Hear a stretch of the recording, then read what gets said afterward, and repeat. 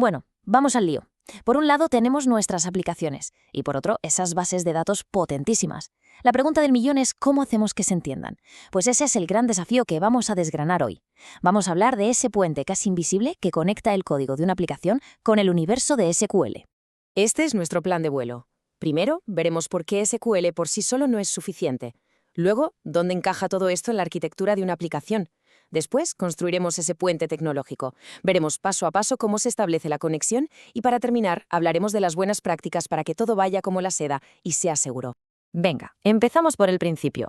SQL es el rey de los datos. O sea, para consultar y manipular información es una maravilla. Pero, ¿nos sirve para construir una aplicación entera desde cero? Y esta es la gran pregunta, ¿no? Si le podemos pedir cualquier cosa a la base de datos, ¿para qué narices? ¿Necesitamos otros lenguajes como Java, Python o C++? Pues la respuesta está precisamente en todo lo que SQL por sí no puede hacer. Y aquí está el meollo de la cuestión. SQL es lo que llamamos un lenguaje declarativo. Es genial para decir qué datos queremos, pero no es procedural. O sea, no podemos usarlo para dibujar un botón en una pantalla, ni para mandar datos por Internet, ni mucho menos para gestionar la lógica de negocio de una aplicación. Para todo eso hace falta un lenguaje de propósito general.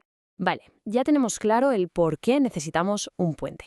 Ahora vamos a ver dónde se coloca ese puente en la arquitectura de una aplicación de las de hoy en día.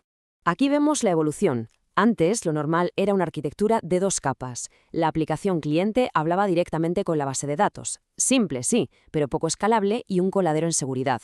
Hoy el estándar es la arquitectura de 3 capas. Tenemos un cliente, que puede ser un navegador, que habla con un servidor de aplicaciones. Y es este servidor, que tiene toda la lógica, el único que se comunica con la base de datos. Esto nos da muchísima más seguridad y rendimiento. Y si le metemos zoom a ese servidor de aplicaciones, lo que nos encontramos muchas veces es un patrón como este, el MVC. Pero bueno, lo que de verdad nos interesa de este esquema, para lo que estamos hablando, es esa cajita de ahí abajo, la capa de acceso a datos. Este es el componente especializado, el único rincón de toda la aplicación que tiene permiso para hablar con la base de datos. Aquí es donde ocurre toda la magia. Venga, es el momento de conocer las herramientas con las que se construye este puente. No es magia, es tecnología. Y todo se basa en un concepto fundamental, las APIs. Una API en este contexto es como si fuera un adaptador universal. Define una serie de reglas y comandos estándar que cualquier aplicación puede usar, sin tener que saber los detalles internos de la base de datos con la que se quiere conectar. Es, por así decirlo, el idioma común. Y en este mundillo nos vamos a encontrar principalmente con 2 gigantes. Por un lado, JDBC, que es el estándar de facto para cualquier aplicación hecha en Java. Y por otro, ODBC, que es como la navaja suiza para C y un montón de lenguajes más. Ambos definen el cómo la aplicación tiene que pedir las cosas. Pero ojo, todavía nos falta una pieza para traducir eso al idioma específico de nuestra base de datos. Y esa pieza es el controlador, o driver. Si la API es el adaptador universal, el driver es el enchufe específico para cada país. Cada base de datos, ya sea Oracle, MySQL o Postgres, habla su propio protocolo. El driver es el que traduce esas llamadas genéricas de JDBC u ODBC al dialecto exacto que entiende esa base de datos. Sin el driver correcto, simplemente no hay conexión.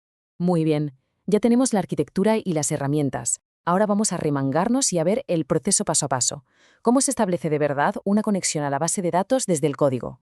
El proceso sigue siempre los mismos pasos. Es como una coreografía que no te puedes saltar. Abres, preparas, ejecutas, procesas y, súper importante, cierras. Cada uno de estos pasos consume recursos del sistema, así que seguir el ciclo completo es vital si queremos una aplicación que funcione bien. Y fijaos en este ejemplo con JDBC porque es perfecto para entender el primer paso. Esto no es solo una línea de código, es una dirección súper específica. JDBC le dice que vamos a usar la API de Java. Oracle es la base de datos, Thin el tipo de driver. Luego viene la dirección del servidor, el puerto y el nombre de la base de datos. Y por último, claro, las credenciales. Cada trocito es clave para llegar al destino. Una vez que tenemos el objeto connection, lo usamos para crear otro objeto llamado statement. Podemos imaginarlo como si fuera un sobre vacío. Dentro de ese sobre metemos nuestra consulta SQL, escrita como texto, y se lo damos a la conexión para que la envíe. Y ojo con esto, porque es un error de novatos súper común y muy, muy peligroso. Las bases de datos solo pueden manejar un número limitado de conexiones a la vez. Si una aplicación las va abriendo pero nunca las cierra, acaba agotando todas las disponibles y el sistema se cae. Siempre, siempre, siempre hay que liberar los recursos al terminar. Vale, hasta aquí lo básico, lo que te permite funcionar. Pero en el mundo real necesitamos más. Necesitamos que las aplicaciones sean rápidas y, sobre todo, seguras. Vamos a ver cómo se consigue esto a nivel profesional. A ver, Abrir una conexión desde cero cuesta tiempo y recursos. Para una aplicación con miles de usuarios, crear una conexión nueva cada vez que alguien hace clic sería un desastre. La solución se llama Connection Pooling. ¿Qué es esto? Pues el servidor de aplicaciones mantiene un grupo de conexiones ya abiertas, listas para usar. La aplicación simplemente coge una prestada, la usa y la devuelve al grupo.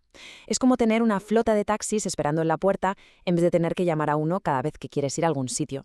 Y ahora, la seguridad. Aquí hay un nombre que da pavor: la inyección de SQL. Es uno de los ataques más clásicos y dañinos. Ocurre cuando una aplicación construye una consulta juntando trozos de texto, y uno de esos trozos viene directamente de lo que ha escrito un usuario, sin limpiarlo. Un atacante puede colar código SQL malicioso en un formulario y engañar a la base de datos para que haga lo que él quiera. La solución, por suerte, es muy elegante y se llama sentencias preparadas o prepared statements.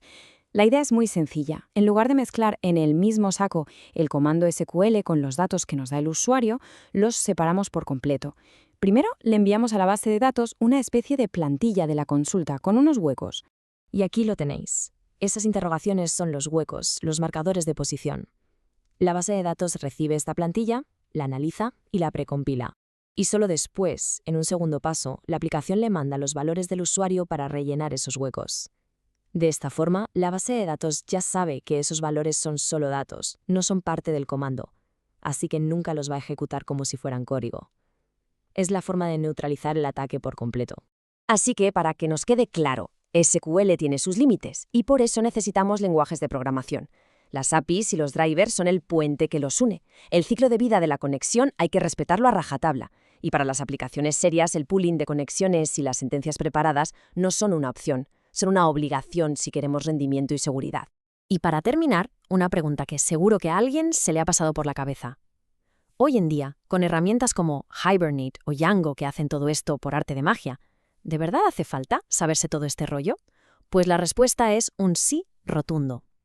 Porque cuando algo va mal, cuando el rendimiento se desploma o cuando hay que optimizar una consulta complicada, entender lo que pasa por debajo no es solo útil, es lo que diferencia a un buen profesional de uno excelente.